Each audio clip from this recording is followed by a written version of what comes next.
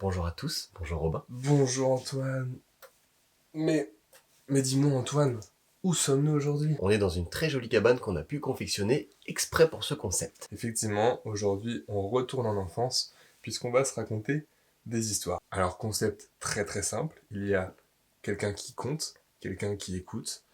On se raconte une histoire chacun. Et c'est filmé. Vous allez voir, je viens aujourd'hui avec une histoire assez incroyable mais aussi assez étrange. J'espère qu'elle vous plaira. Et moi de mon côté, j'arrive avec une histoire assez folle, mais qui pourrait potentiellement nous arriver à nous tous. J'ai aucune idée de ce que tu vas raconter. Alors, d'ailleurs, bienvenue à vous dans les histoires.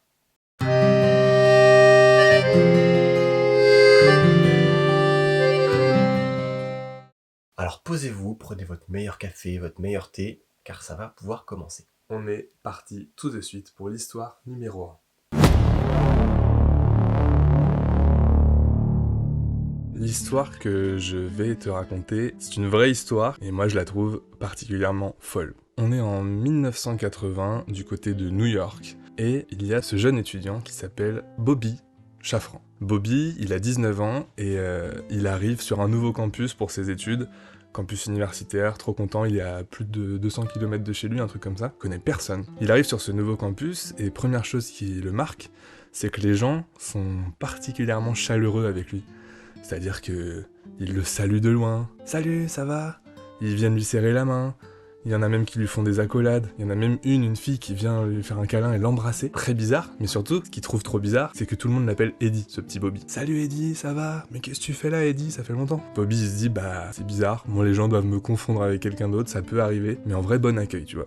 Bon accueil sur ce nouveau campus. Un peu perturbé par tout ça, Bobby va dans sa chambre et il commence à s'installer dans cette nouvelle vie. Et quelqu'un frappe à la porte. Et là, il est face à un étudiant absolument bouche bée, qui le regarde, qui n'en croit pas ses yeux, et qui lui dit « T'aurais pas un frère ?» Bobby dit « Bah non, en plus Bobby il est adopté. » Il lui explique ça, il dit « Non, je suis adopté, j'ai ni frère ni sœur. Non, non. » Le gars lui dit « C'est fou. Il y a moins d'un an, il y avait quelqu'un exactement comme toi, c'est son portrait craché, qui s'appelait Eddie dans ce campus universitaire. » Bobby, un peu intrigué, il dit « Ah, j'ai visiblement un sosie, trop cool. » Et le gars lui dit « Non, mais c'est plus qu'un sosie, il faut absolument que vous vous parliez. » Ils foncent à la cabine téléphonique la plus proche, ils appellent ce fameux Eddie. Au premier mot d'Eddie, Bobby dit « Ok, j'ai l'impression de me parler à moi-même. » La voix de l'autre côté du téléphone, c'est sa voix à lui. Bobby se dit « Mais quoi, mais qu'est-ce que c'est que cette histoire ?» Eddie, de son côté, avait aussi eu des échos de cette arrivée d'un étudiant qui lui ressemblerait comme deux gouttes d'eau, et les deux, du coup, commencent à discuter, c'est quoi cette histoire, c'est fou. Et le signe qui les pousse à 100% à se rencontrer, c'est la date de naissance. Ils sont nés la même année, le 12 juillet. Beaucoup de signes qui font que les deux se disent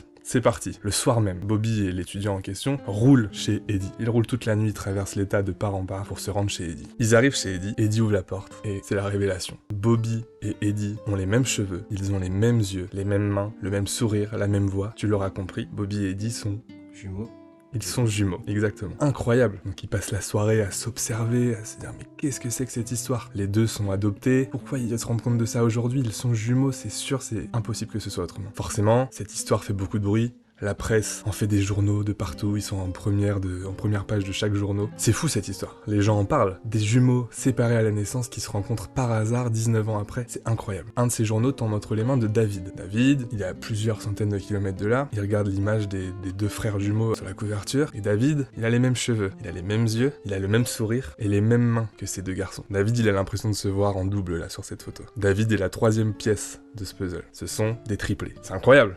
Bah c'est fou, surtout les trois sont séparés, ça veut dire du coup. C'est ça, David, Bobby et Eddie. Encouragé par sa famille, David appelle la presse. Tous les trois adoptés, on est d'accord du coup. Tous les trois adoptés. David appelle la presse, il rencontre ces deux garçons, effectivement ce sont bien des triplés, il n'y a pas de doute puisque dès qu'ils se rencontrent, c'est une alchimie incroyable entre eux. C'est-à-dire que directement ils commencent à passer leur temps ensemble, ils ont les mêmes goûts, ils ont les mêmes avis, ils ont les mêmes mimiques, la même gestuelle, les mêmes attitudes, tout est absolument identique, alors qu'ils ne se sont jamais rencontrés en 19 ans. Leur belle histoire commence, ils s'habillent toujours pareil, ils traînent toujours ensemble, ils jouent ensemble, ils font du sport, enfin c'est génial, et en plus ils ont des bonnes têtes, les gens commencent à les apprécier, ils commencent à être de plus en plus populaires, ils vont même jusqu'à être invités sur le tournage d'un film avec Madonna, tous les trois là. Donc tu vois, ça devient une petite attraction locale. Eux ils sont contents, ils font leur vie, ils commencent à kiffer en fait cette vie à trois, même avec le temps, ils ouvrent un restaurant discothèque qui fait plein d'argent dès le début parce que les gens viennent les voir, ils sont tellement sympathiques, ils font leur petite vie de leur côté, ils se marient mais ils restent dans 3 maisons voisines pour rester ensemble et tout. Bref, l'histoire est dingue. L'histoire commence à être un petit peu plus sombre quand les familles adoptives se rassemblent et se disent c'est quand même bizarre quoi que à l'agence d'adoption, ils nous aient pas dit que c'était des triplés quoi. Enfin moi si j'avais su, j'aurais adopté les trois, séparé des triplés à la naissance et même pas le préciser. Quand t'adoptes un enfant, c'est trop bizarre quoi. Ils se rendent à l'agence d'adoption pour un petit rendez-vous à ce sujet avec la direction qui leur explique. Alors oui effectivement, on le savait mais en fait faire adopter des triplés c'est une galère parce que les gens ne veulent pas des triplés. Ils veulent s'occuper d'un enfant, 3 c'est compliqué. Et en fait à ce moment-là c'était vraiment trop compliqué donc voilà c'est un truc, ils le conviennent mais ça s'est fait comme ça et rien de bizarre derrière tout ça. Ok, on n'y pense pas plus que ça dans la famille, on sort du bâtiment, et là le papa se dit mince, j'ai oublié mon parapluie. Il retourne discrètement à l'intérieur chercher son parapluie, il arrive dans la salle où il y avait la réunion, et là il remarque que les gens avec qui ils avaient fait la réunion étaient en train de trinquer, tu vois, champagne, c'est la fête, ils rigolaient, ils célébraient quelque chose. Bizarre de célébrer quelque chose alors que 2 minutes avant, ils disaient des choses un peu horribles sur une adoption. Le papa retourne dans la famille, ils en tiennent pas compte. Des années passent, les triplés font leur vie, ils sont très populaires, leur restaurant marche super bien, c'est génial pour eux. Mais cette histoire reste dans la tête de plusieurs personnes. Il y a notamment un journaliste qui n'a pas lâché l'histoire, lui, il creuse, c'est trop bizarre. Il tombe sur un livre d'un neurologue qui parle d'une expérience menée sur des frères jumeaux et des frères triplés. Et là tout de suite, lui, il dit ok c'est ça. Il comprend qu'en fait les triplés sont le fruit d'une expérience sociale. Du coup il les informe de ça. Il leur dit voilà je viens de faire une découverte. Votre séparation n'est pas anodine. Vous êtes les sujets d'une expérience horrible visant à voir si les individus peuvent avoir un libre arbitre et est-ce qu'ils auraient les mêmes goûts, les mêmes attitudes, les mêmes choses tu vois. Et en plus l'expérience s'est vraiment poussée puisque l'un des trois a été placé dans une famille aisée mais avec des parents absents, l'autre dans une famille de classe moyenne mais avec des parents stricts et l'autre dans une famille presque pauvre avec des parents très présents, chacun dans une classe sociale différente. Eux, ils apprennent ça, et là, ils se rappellent tous les trois, effectivement, pendant toute leur enfance et même une partie de leur adolescence, il y a des gens qui venaient chez eux, les filmer, leur poser des questions, leur faire des tests quand ils étaient bébés et tout. Ils se souviennent de ces personnes, d'un gars et de son assistant qui venaient dans la maison tous les mois, enfin tu vois, c'était trop bizarre quoi. Les familles, eux, ils devaient le voir ça du coup. Alors, ils le voyaient, en gros, c'était l'agence d'adoption qui justifiait qu'ils faisaient ça pour tous leurs enfants adoptés, pour voir s'ils se développaient correctement, s'il n'y avait pas de problème, s'ils arrivaient bien à s'intégrer et pas vriller, tu vois, psychologiquement. C'était une excuse. C'était quelqu'un qui venait mener son expérience. Donc faut se dire qu'il y a quelqu'un qui venait prendre des notes sur un des trois frères, qui la semaine d'après allait chez un autre des trois frères, et qui lui voyait ses trois frères grandir chacun de leur côté, et qui savait que les trois étaient triplés. C'est la seule personne qui savait ça. Et cette personne n'a rien dit, a préféré le laisser, enfin je trouve ça horrible quoi. Donc ils se souviennent de ça, et là eux ils commencent un petit peu à vriller, chacun de leur côté. Ils disent ok c'est quand même une histoire horrible, c'est compliqué de gérer cette info. Il y en a même un des trois, Eddie, qui commence à avoir des troubles psychologiques. Il arrive plus trop à... Voilà, c'est beaucoup de chocs d'un coup. Du coup, il est placé en hôpital psychiatrique 3 semaines, et en rentrant chez lui, il se suicide.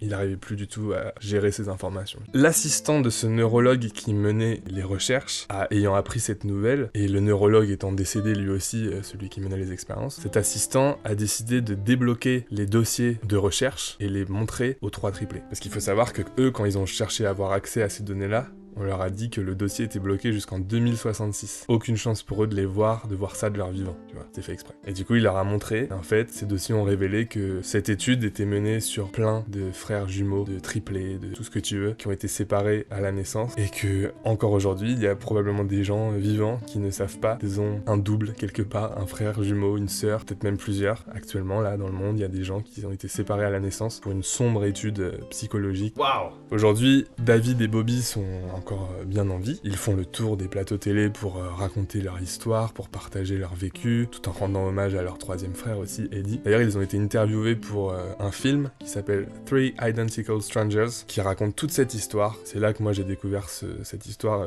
J'ai regardé le film il y a quelques temps sur Netflix. Il n'est plus sur Netflix d'ailleurs.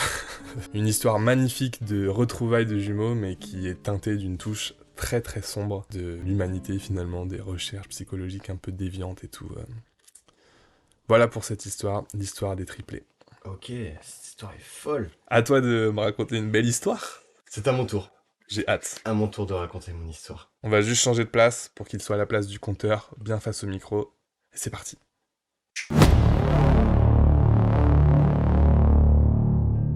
Alors l'histoire que je vais te raconter, c'est l'histoire de Matt Stopera. Alors Matt, du coup, il habite aux États-Unis. Il a entre 25 et 30 ans. Et il vit sa vie normalement. de son côté. Donc du coup ça commence en 2014, il commence sa soirée dans un bar, dans son bar préféré, et il commence à boire un petit peu trop. Comme d'habitude avec des copains, on sait tout ça, ça arrive à tout le monde. Il se retrouve à se faire malencontreusement voler son téléphone. Il se fait vraiment voler son téléphone par un professionnel, il a eu le temps de rien voir et le mec lui a pris son téléphone, est parti en courant. Son iPhone a disparu, il a malheureusement pas pu le récupérer. Vu la vitesse à laquelle il s'est fait voler, il l'a pas suivi et il a continué sa vie de son côté. Un an passe et il a un nouveau téléphone, il a fait sa vie. Trop bien. Trop bien, c'est voilà. Enfin après comme tout le monde, quand tu perds quelque chose, on s'y habitue, puis tu le remplaces. Donc il a remplacé son téléphone, voilà. Un jour, il est en train de montrer des photos tout simples à ses amis, et il se rend compte qu'il y a des photos qui ne sont pas de lui. Il voit des photos bizarres, vraiment trop bizarres dans son cycle de photos, des photos à lui, mais à côté de ça, il voit des photos d'une autre personne, typée asiatique, en train de se prendre en selfie devant des feux d'artifice et devant un oranger. Donc il y a une vingtaine de photos. Bon, il pense se faire hacker par un compte en Chine ou comme ça, en fait, C'est pas sur les réseaux sociaux. Non, c'est vraiment dans sa galerie photo. C'est vraiment dans ses galeries photos où il voit... Ouais. Donc lui, il montre ses photos aux gens, donc il découvre en même temps, et vraiment, il flippe de ouf.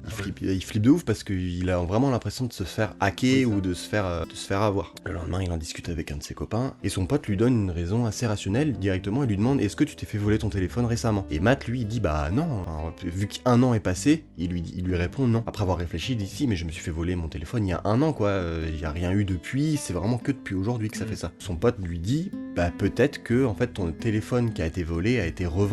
Et malheureusement, ton compte iCloud a été toujours synchronisé avec ton nouveau. C'est-à-dire que le nouveau propriétaire de son téléphone volé, et ben en fait est encore synchronisé avec son téléphone. Donc c'est pour ça en fait qu'il peut potentiellement recevoir des photos dans sa galerie d'une autre personne. C'est une des explications logiques. Au début ça le faisait flipper, mais après ça le faisait rigoler et il avait envie de voir d'autres photos de cette personne-là. Donc le temps passe un petit peu, il commence à s'habituer aux photos et il a même envie de laisser faire et de voir la suite en fait, des photos qui arriveront plus tard. Il faut savoir que Matt, lui, il travaille chez BuzzFeed, il fait des articles et tout ça, donc il décide d'en faire un article pour son travail parce que c'est un sujet qui le fait rigoler, il pense avoir la bonne explication et du coup il le publie. Il le publie aussi sur Twitter. Au bout de quelques jours, quelques heures, il reçoit beaucoup de notifications qui lui disent que son article fait le buzz vraiment en Chine et il décide de le republier sur leur réseau social qui s'appelle Weibo, qui est un réseau social local en Chine et qui fait aussi pareil beaucoup parler de lui. Il faut savoir que du coup cet article-là en Chine, c'est le sujet qui est parlé le plus en Chine à ce moment-là. Donc c'est comme s'il était entêté sur Twitter, c'est vraiment le sujet le plus touché en Chine. Du coup, vu que cette histoire-là elle est très intrigante, la population décide en fait de retrouver cet homme qui est sur les photos dont on ne connaît pas du tout l'identité. Donc du coup, cet homme, on commence à l'appeler Frère Orange. En anglais, Brother Orange. Parce que les oranges. Parce qu'il s'est pris en photo sur les orangers. Donc du coup, une grosse hype commence à se créer et Frère Orange a été retrouvé. Il a été retrouvé. Suite à ça, lui aussi a été hypé pour cette chose-là parce que même lui, il avait vu des photos qui n'étaient pas à lui. Donc en fait, c'était vraiment une double synchronisation. Il décide d'organiser une rencontre entre Matt et lui du coup en Chine. Les deux décident tout simplement de se rencontrer. Frère Orange décide d'inviter Matt dans son petit village, comme il aime le dire. Faut savoir que ce petit village s'appelle Meizo et pour eux ils appellent ça petit village, mais c'est un village de, écoute-moi bien, 4,5 millions d'habitants. Voilà. Matt accepte l'invitation, il fait le voyage, Frère Orange l'accueille avec une pancarte et est accueilli par une foule en délire, la presse, des photographes, tout, vraiment tout, parce que c'est vraiment une histoire nationale à ce moment-là, donc ça se passe en 2015 bien sûr toujours. Ah, quand même, c'est une histoire nationale, alors que en vrai c'est une histoire de cloud quoi. Oh ouais, mais ça part d'un téléphone volé. C'est ça, c'est ça qu'il faut pas oublier. À la base, c'était un mystère, le fait d'avoir C'est pour ça que du coup, ça attise vraiment beaucoup de curiosité, que ce soit pour la presse comme pour le public. Donc du coup, il est accueilli dans ce petit village de 4,5 millions d'habitants. C'est là qu'il se rend compte que, en fait, Frère Orange, lui aussi, avait des photos d'une personne dont il ne connaissait pas du tout l'identité aussi. Et il se questionnait à ce moment-là. Mais lui, en fait, il avait pas été plus loin. Frère Orange, lui, c'est juste un habitant lambda, quoi, qui avait acheté un téléphone sans savoir qu'il faisait preuve de recelage. Au final, donc faut savoir que du coup après la rencontre, ils ont quand même passé pas mal de temps ensemble, ils ont décidé de se faire visiter chacun leur pays et tout ça. Suite à ça, ils ont gardé le lien tous les deux et ils ont décidé de continuer à se voir, continuer à se fréquenter. Donc du coup, suite à ce vol de téléphone, une vraie amitié est née et continue de se passer là encore au jour où on est en train de parler. Donc un vol de téléphone pour une amitié internationale quoi. Exactement. Le fait que ça ait fait un buzz en Chine, je trouve ça Dingue, quoi. Ils étaient tous en questionnement, donc ça a généré beaucoup de théories, ça a généré plein de choses. Les gens se sont vraiment mobilisés pour trouver cette personne-là et organiser cette rencontre parce que l'histoire de base est folle. Donc c'est pour ça. Encore une histoire de retrouvailles. C'est ça. Les deux, là, On est sur un des thème de retrouvailles. retrouvailles, exactement. Ok, bah, génial.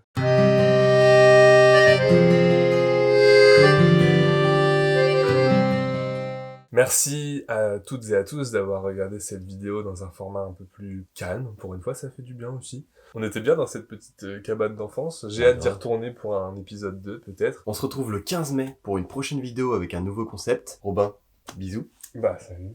Un petit bisou avant d'aller faire dodo. C'était Antoine. C'était Robin sur Sur Sidekicks.